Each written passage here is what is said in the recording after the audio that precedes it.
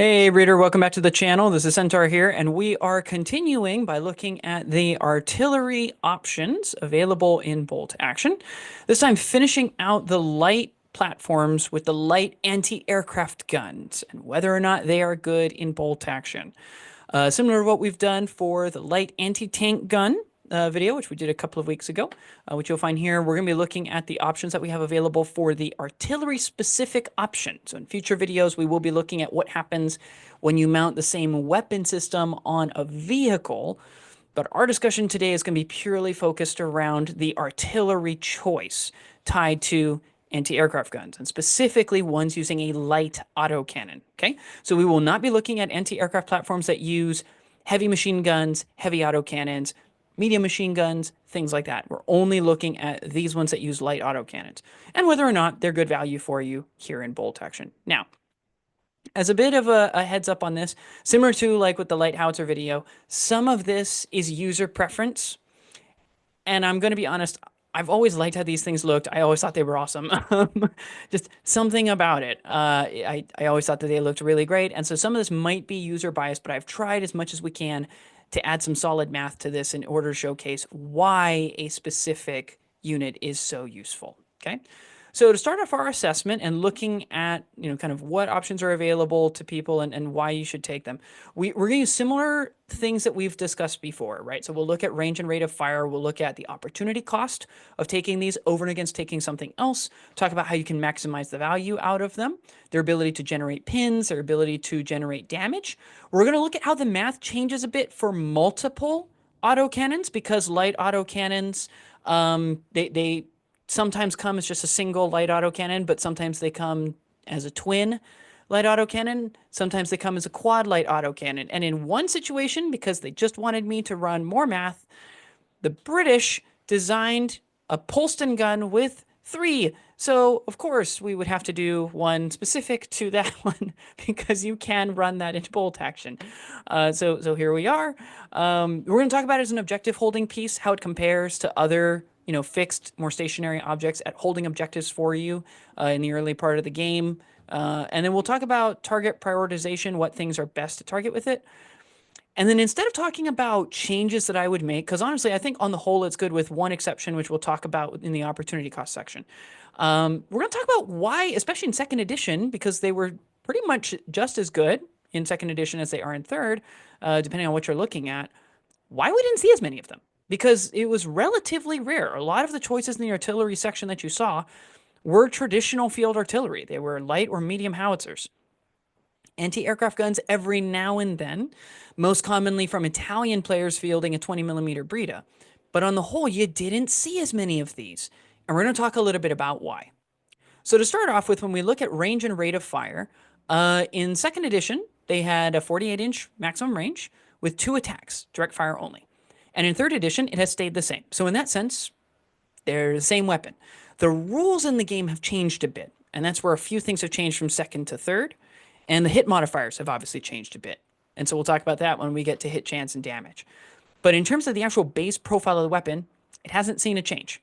In many respects, I think the closest corollary to one of these guns, and by the way, the picture there, that's a Polish WZ-38. I have one that's printed here. I want to say this is an Esquisse Miniatures print, I'm pretty sure. But to be completely honest, I don't remember. It's been a long time. But these things, relatively simplistic device, as you can see. Most of them don't even have a gun shield. They're very comparable to a light anti-tank gun. The light AT gun is 48 inches max range, also direct fire only. And really the changes that for the light AT gun, for 50 points regular, you get firepower, pen +4 instead of a pen +2. And in exchange, the light autocannon gets 2 shots instead of 1. It also gets flak.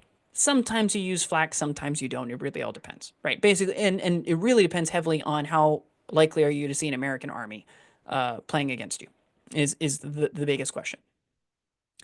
And in second edition, this meant there was an interesting balance between these two. I think a lot of people thought that the howitzer was maybe a little more reliable, which is why we saw it in there. And eventually, we're going to do a video kind of looking at the whys behind each of these and showing the evolution from second edition to third edition between them all. But just suffice it to say, for now, in second edition, if you were looking at taking a light AT gun, there was an earnest question of, do I want the bigger punch so that I can actually potentially knock out enemy armor? Or do I not care as much about knocking it out? I just want to make sure I at least hit once per turn, whether I'm shooting at infantry or whether I'm shooting at vehicles. I would really prefer to increase my odds of actually doing something, right, with my activation. And that was the question. And this led to a theory, and it's one that I still hold as true today, that the light autocannon on an artillery mount, and this is also probably true of vehicles as well, it's really more focused on pin generation than armor removal and even to some extent infantry removal. It's a fine platform for infantry removal, as we'll see, but it's really designed to be like, well, we're probably going to do pins when I turn that order dice, right? When I assign that order dice and I turn it to fire or advance or ambush, there's a better chance than normal on an artillery piece that I'm actually going to do something with it. Now, as an opportunity cost, I gotta say, in second edition, it was 50 points regular. It was basically the same as your light howitzer and your light AT gun. We saw a drop in points going into third edition, where anti-aircraft guns are now 35 points regular, which is crazy good because it means if you're taking an artillery battery with 4 of these, plus the platoon commander and no toes, you can take an artillery battery for 161 points if you're using the Get You By PDFs and the rulebook, 160 points if you're using the Army's books, and you can minus 1 point from the officer to take the pistol, which is phenomenally good for 5 order dice that all have a role, right? You're getting a morale bubble that makes sure that these guns keep going or that mortars keep going or whatever else it is that you're taking in your army does what they're supposed to do. And you've got 4 of these things laying down pretty consistent, pretty reliable pins and firepower. So honestly, for the opportunity cost, it's hard to beat this. When you look at how much firepower you're getting on a heavy weapon that can pin almost any vehicle in the game, that can do damage to most vehicles you're likely to see, and can do relatively solid infantry removal. Obviously cover saves are a thing, but pretty solid infantry removal. For 35 points regular, this is a steal right here. This is probably the best firepower in the game. Can't do maneuver, right? Has to move or shoot, can't do both. But if you can just support it as a base of fire, this thing's phenomenal value, okay? And the nice thing about being 35 points regular is when you look at the cost of other team weapons or artillery pieces, if you shoot at literally almost anything other than an inexperienced or regular light mortar, and then for team weapons, it would include like anti-tank rifles and actually now I think about it, because you typically, I think maybe the partisans can take an inexperienced Piat. Those might be the only team weapons that when you target them, you're not, if you can remove the team or remove the artillery piece, you've made your points back. Those are the only exceptions to that rule. Even an inexperienced medium mortar team, 35 points, right? Actually, it could be 36 points. It all depends on which nation you buy it for, because believe it or not, depending on what it starts as a 3-man team, then you drop it down to 2, and then you take the mortar and stuff like that. It's all wonky. But anyway, suffice it to say, yeah, like you're going to make your points back and more in a lot of cases. And for a lot of those team weapons, especially, if they're taking an inexperienced medium mortar, because they only wanted to pay 35 points for it, it means they can't use a spotter, which means if they can see you and they're trying to range in on you, you can see them. And I'd be willing to put my money on the HE 1-inch templates from 2 shots per turn over and against trying to range in first on 6s, then on 5s.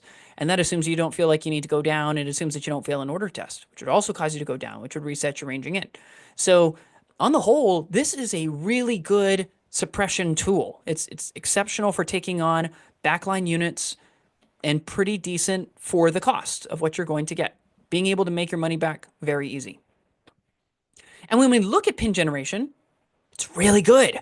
In second edition, on average, if you assume that you were hitting on about 4s or 5s, there might be a long range penalty, maybe some cover in there. There might be some pins on you, stuff like that. If you assume like a 4 to 5 to hit or so, over the course of 6 turns, you'd get about 7 to 8 pins per game. right? Assuming that you lived to the end of the game.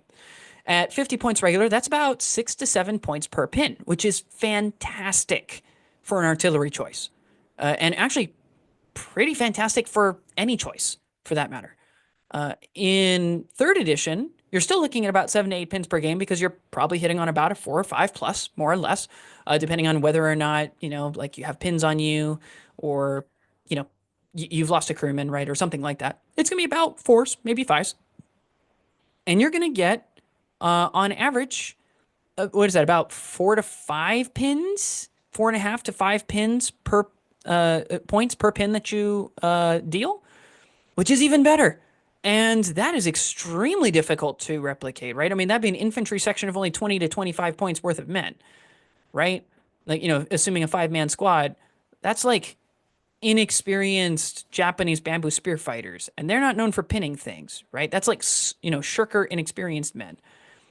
That's not great, okay, in terms of pinning. Even if you look at, 35 points regular when comparing it to, say, an inexperienced machine gun team, you're still right about on par. In fact, actually better, because an inexperienced medium machine gun team can only do 6 pins, right? Maximum. Unless you go to a 7th round, in which case an AA gun will do even more than the 7 to 8 pins on average. And a lot of this comes down to the fact that you're probably hitting, at least on fours, you're probably hitting at least once per turn. And even on fives, you're more likely than not to hit with at least one of them. So on the whole, from a pinning perspective, this is exceptional value. In fact, this might be the best pin generating machine in the game, to be honest. When looking at damage potential, this is where things get really interesting. So obviously against really big things, when you have a pen +2, and we've seen math like this before when we were looking at the HE capabilities on the light howitzer, it's going to start really bad. Okay, it's going to start really bad. Against a damage value 11 tank, you actually cannot do damage to it, right? You can maybe pin it, right, if they don't take it veteran, which it's unlikely that somebody's going to take a DV11 at veteran. But the result is you can't do anything to it. So just don't even waste your time. Okay. On a damage value 10, if you can hit the rear, you have about a 4.2% chance of destroying it. You'd have to get a 6 for the damage roll and then a 6 for the result on the chart. And again, only hitting from the rear, so it's not likely to happen. Okay, but hypothetically, one could. When you drop to damage value 9, it's slightly easier to do it because you can now damage it from the side. Hitting it from the rear, you could also do if you were at your standard range, if you're at long range. And by the way, a lot of people, because I did get a question about this over Facebook Messenger, why I'm including effectively rear-only shots on artillery pieces. And the simple reason is that fog of war technically exists as a deployment type. And so if you put these kind of along your back line, and you can put them on ambush, right? Or you're just activating them. If somebody does come in from your back line, and then they want to use those forward-facing machine guns that a lot of those vehicles have, they're going to turn their rear to someone, right? And whether you have them on ambush or not, because of the fact that they have a 360-degree rotating platform, it means that you can place them pretty much however the heck you like, and you always have a chance to be able to hit it, right? Maybe you have to advance in order to do it. But the point is that you have the full range of shooting, right, in order to make this happen. And that's good. That's what we like. So I am still including rear, but again, when we get to lower levels like damage value 7 and stuff like that, I'm just like, any facing, so we're not taking into consideration the difficulty of it, because that is really the sweet spot of where you want to go, okay? As you look at damage value 8, you're going to see a sudden jump. And the reason for the sudden jump is that you can technically damage it from any direction and any facing. So the number of shots per game that you're getting that have the chance of doing the 6 to wound, is going to be a lot higher, right? Instead of getting it effectively only 1 or 2 times per game, you're now getting it like, 5 or 6 times per game. But even then, that big jump is like 20.7% now, right? Like, so just to be clear, damage value 8 and above, you're chancing it. There's a very high likelihood you're going to have to spend the entire game just getting to the point where you've done enough hits and rolled enough times to wound that you have a chance of destroying it. And by chance, I mean you have to get the 6 to set it on fire because you're glancing it every single time. Okay, so honestly, your chances are not looking all that good, okay, against armor. At damage value 7, things begin to break through, right? And that's because it doesn't matter whether you're at long range, you can still at least glance it. If they are at your standard range, say it's an armored car that feels like it needs to push up in order to get into its effective range, or it's an armored transport and it's moving up, men with submachine guns or other assault weapons, you might see yourself fighting at standard range against these, in which case your chances of destroying it are actually pretty good. It's 29.4%. And when you start dropping in soft skin vehicles, everything changes. The math suddenly shifts. And the reason why is because on average, every single turn, since you're rolling 2 attacks, the law of averages says you're going to hit once per turn. And that means that if you have a +2 unmodified for long range, you're looking at a 50-50 chance now of destroying a soft skin vehicle, which is what you'd see at damage value 6. Because you don't have to roll now on a chart, right? There's no damage chart afterwards. And similarly, when you drop to damage value 5, there aren't any damage value 5 vehicles. This is purely infantry taken at veteran level, which means it stays the same because instead of a pen +2 modifier, we now have a pen +1 modifier because the rules for 3rd edition state, and this is one of the big changes from 2nd edition, you have to do a high explosive round against infantry, and you have to do an armor-piercing round against vehicles, which is problematic because sometimes you just want to do D2 pins against a vehicle, right, with that explosive damage, but we don't have that. So instead, what we have here is it stays the same at about 50% because you're basically wounding on 4s, right, after you've already gotten in your hit. So toward that end, it stays at 50%. And obviously, if you have a 1-inch template, you might even catch more than one guy. But then you factor in cover and stuff like that. And we'll get to the deeper math when you end up, on I think it's the next slide. We'll take a look at that more. But just suffice it to say, your chances of doing at least 1 wound is pretty darn high. Okay. When you get to damage value 4, obviously it's getting even better because now it's that +1 to wound coming from the 1-inch templates, but you're still likely to hit some people every single time you shoot. And so pretty good chance you're going to do a wound. Hopefully cover works your way. You may even do more. Whenever you run this. And then at damage value 3, you'll see that it's chance to wound or destroy because obviously this could be against inexperienced troops where you're looking for that sweet 2+ to wound instead of the normal 3+. But it could also be that you're firing at a very, very soft-skinned horse-drawn fill-in-the-blank, right? Horse-drawn limber in the case of a tow, or a horse-drawn carriage with a machine gun in it in the case of a Tashanka, both of which are damage value 3. The pen +2 is kind of wasted on them because, you're still going to be wound on 2s, right? But it also means for the purpose of the slide that the math is less complicated because it's going to be an 83% chance that you actually wound or destroy something if you're hitting it. And your chances of hitting something, because you're firing twice, is pretty good.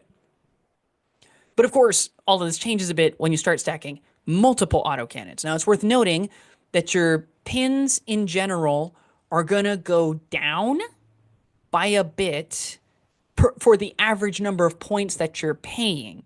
When you do this, you are much more likely every time that you stack an additional autocannon on that you're going to hit. And so each round you're going to be doing pins. So your general pin output is probably going to be about the same, maybe a little bit higher. However, the amount of points you're paying to get those extra pins is not so good. So the math we talked about earlier about like 4 to 5 points per pin is going to change the moment you start adding 30 more additional points and you're not adding 50% more pins. Okay. But, of course, the real benefit of doing this is that your wound potential goes up dramatically more. Instead of, with a single one, averaging about, 0 to 1 wounds, because you probably do like, 1 hit, allows you to target 2 guys, wounding on roughly a 4+ or a 3+ means you're probably getting like 1. Okay. You can technically get 2, there's a ceiling of 2 going in on it. Technically, there's a ceiling of 4, right? You could roll out of the box on the first to hit roll and then roll really well for wounds. But in terms of what you should expect from law of averages, it's about 1. And then obviously, beyond cover save, maybe there's a cover save, maybe there isn't. Okay. But reliably, you can plan on getting a pin and you can rely on getting probably at least 1 wound against the enemy. As soon as you go to duels, first of all, your chance of getting 1 to 2 pins is quite high. Okay. You are going to get to roll that D2 pins against infantry. In terms of wounds, you get 1 or 2 probably, law of averages says. Which means you'll probably actually get 1, pretty good chance of getting 1 past a cover save, right? Assuming that things aren't going too crazy. When you look at the triple light autocannons, you've got 3 of them. It's kind of a weird spot because it means that you're probably hitting roughly 3 times. So you're targeting about 4 to 6 people going into it. But depending on what you're shooting at, that might not actually contribute to more wounds necessarily than the dual light autocannon, because you haven't doubled like you did the time before, right?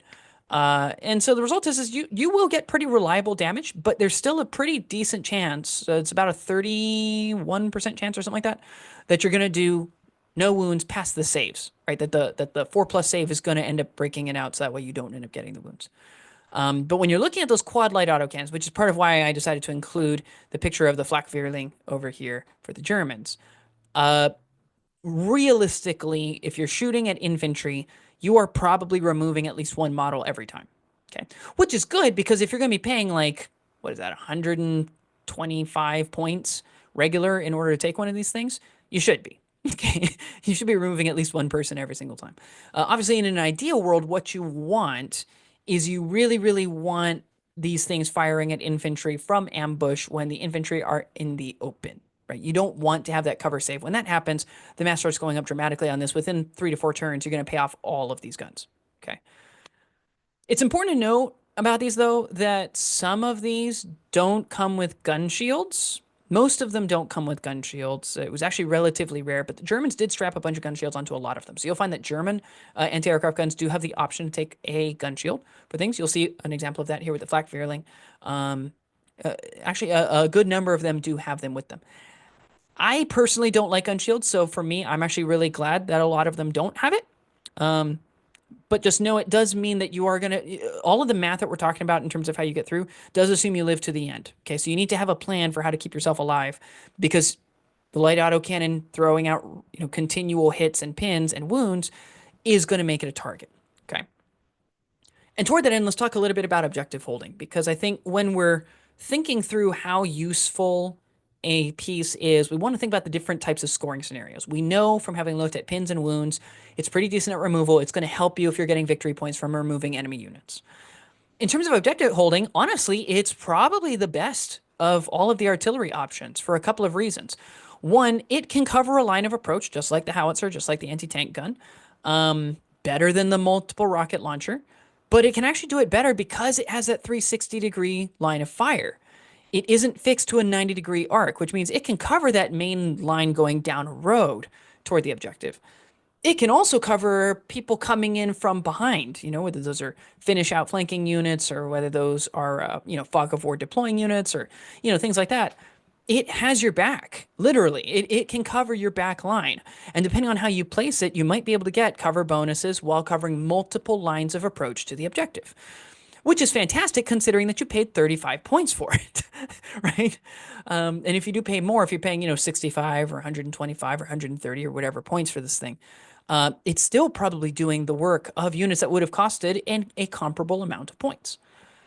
Because of this, it's fantastic on ambush. If you have the opportunity, there aren't any emergencies that are suddenly popping up, go ahead and check out the target prioritization video and order dice prioritization video that we did for our How to Play series.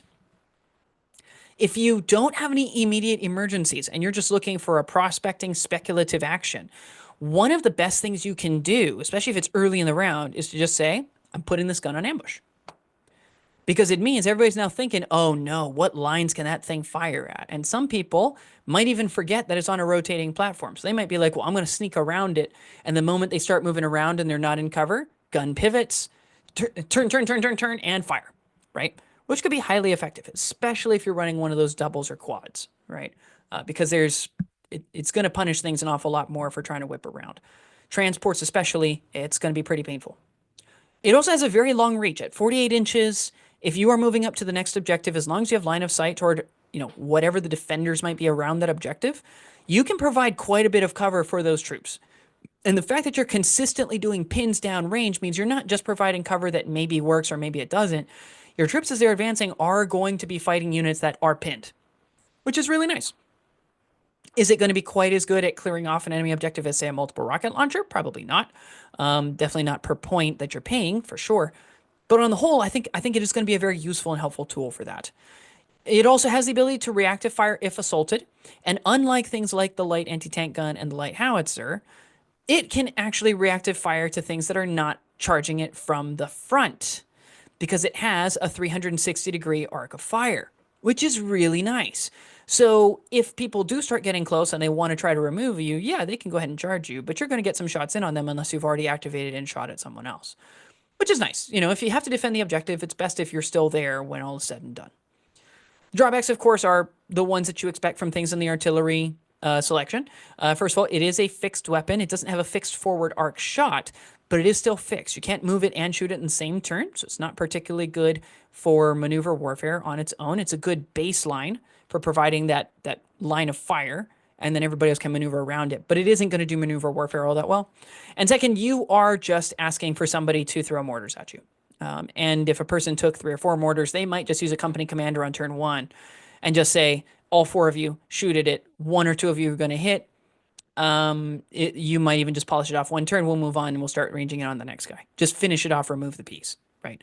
So just be aware of that, okay? I mean, personally, if somebody's devoting 41 to 42 points worth of company commander and somewhere between 140 and upwards of 200 points worth of mortars to try to knock you out, I think that's fine for losing a 35-point model. So on the whole, I think this is a very good objective holding unit, and you could do an awful lot worse if this is what you need it to do. For target prioritization, if you haven't figured it out yet, I think regular and veteran infantry is what you want to shoot at. Like, you can technically shoot at inexperienced troops. That's fine. It's going to take you 5 casualties, maybe more. Could be 7 or even 8 casualties in order to get your points back. So the nice thing about regulars and veterans is that you remove 3 or 4 of them in the game and you've done your job. So on the whole, I think I would probably lean toward regulars and veterans as being the things I would prioritize, especially if they're regular artillery choices. Okay, regular artillery are very common because some people don't want the -1 to hit. Fair enough. I think they're right in many respects. And these artillery choices are probably going to cost at least what you cost at 30 points, probably more. Literally anything that's not another autocannon is going to cost more than you. So even if you spend the entire game just pinning them down and removing them, you've at least made your points back, which is fantastic. They're also really good against team weapons, especially those team weapons that don't want to move. So snipers are really great because snipers are really wasted, and it's a lot of points if they're going down or if they have to advance and move away from something in order to get out of the line of fire.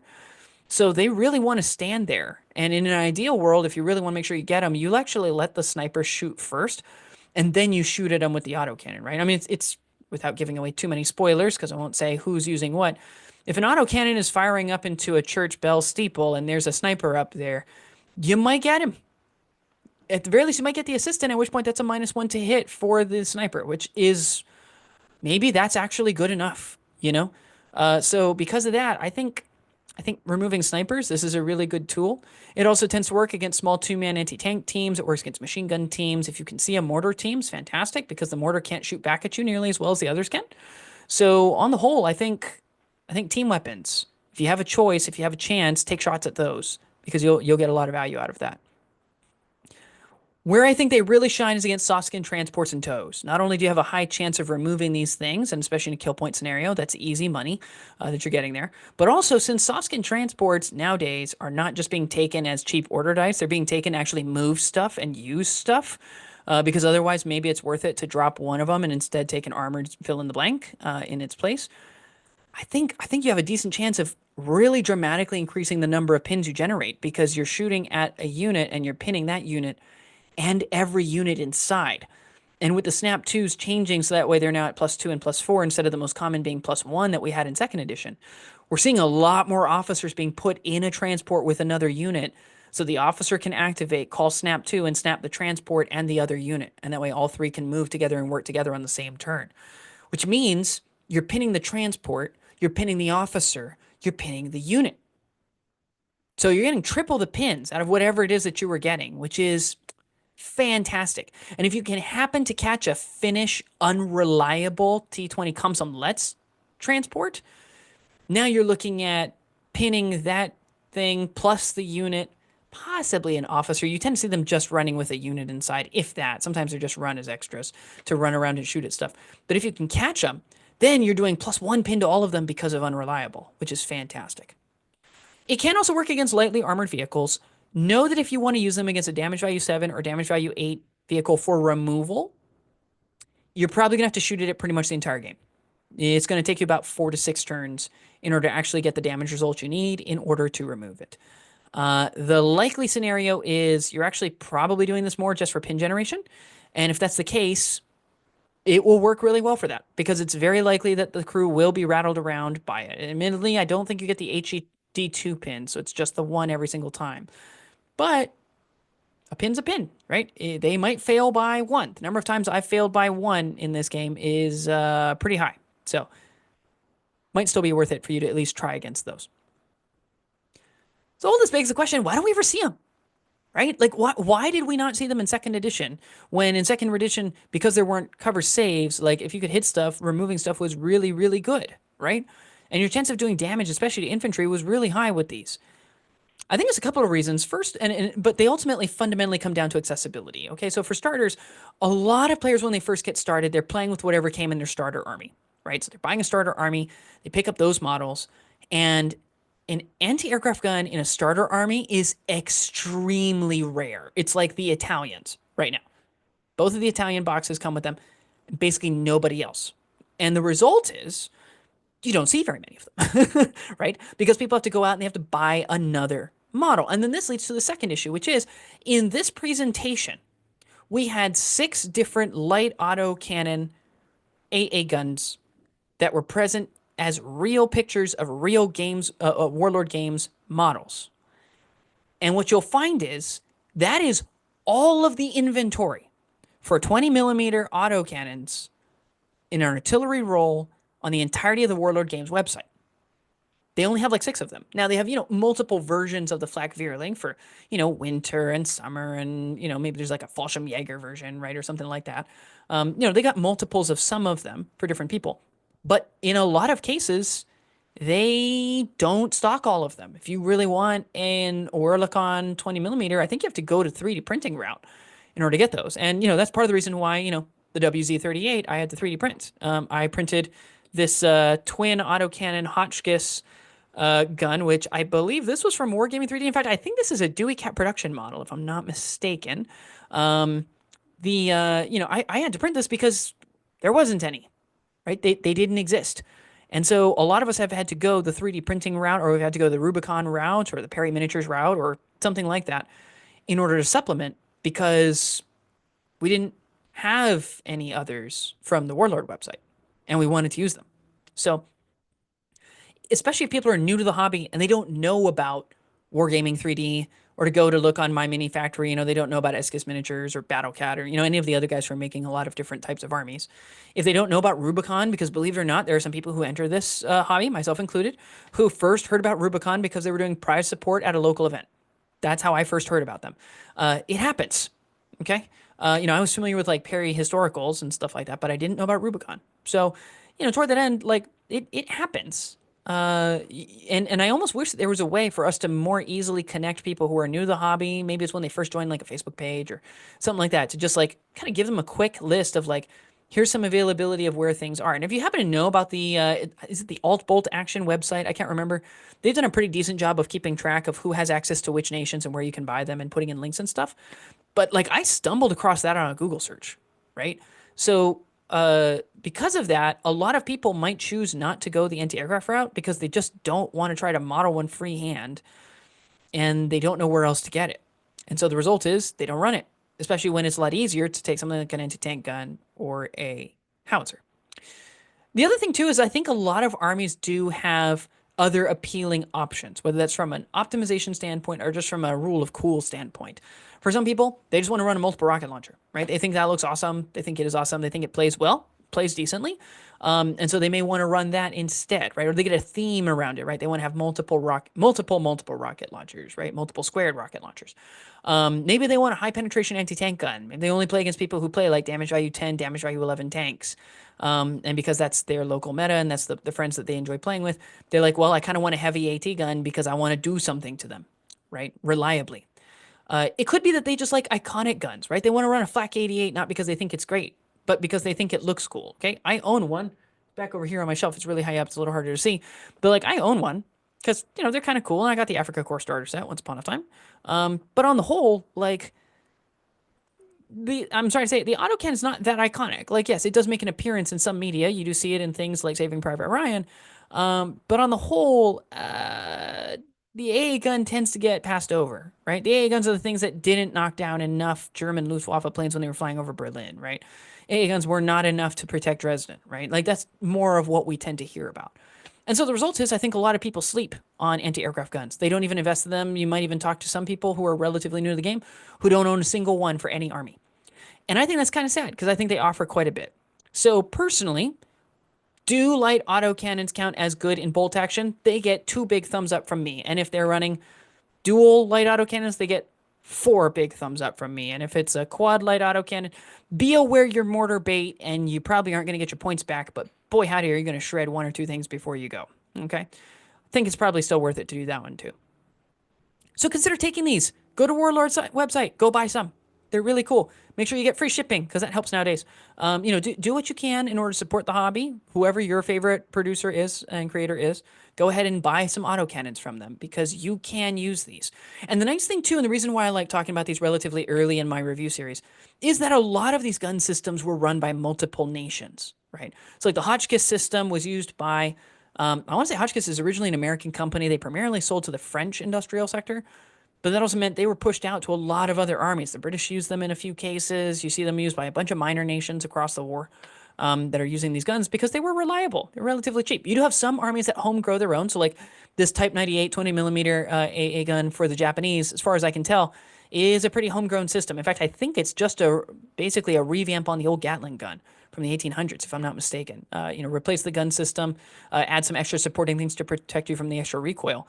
But the system itself and the chassis design is originally from the Gatling. So, like there's some people just homebrewed their own.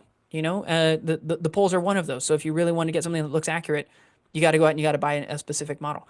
But if you buy things like we're going to talk about the Bofors 40 millimeter when we talk about the heavy autocannons. But there are some of these systems that are being sold all across and they're being used on both sides of the war. Okay. So even if you're only like, well, I collect some Axis armies, haven't really found an allied one that I like, you might consider buying a Bofors because the Germans used it. If you're primarily like, well, I mostly play British or whatever, British used a ton of different systems. They relied mostly on things like Polstons and Bofors and stuff like that. But like they did use pretty much whatever they could find in order to make it happen. And obviously when the BEF had their issues at the beginning part of the war when they were being re-equipped by the Americans, then suddenly all kinds of equipment changed, right? Just because, hey, it works, it fires, it goes boom, boom toward the enemy, it works, it's good enough for us. So toward that end, give autocannons a try if you haven't yet. I think a lot of people who are passing on artillery platoons in favor of heavy weapons platoons, first of all, I get it. I like heavy weapons platoons. They're really fun. But I think you could get a lot of value out of artillery. And the way you start off by doing that is with anti-aircraft guns. If you like what I'm talking about here, or if you disagree with me vehemently, please let me know down below. Do the YouTubey things. You know what you're supposed to do. I trust you guys. It's the internet. You guys know how to use the internet.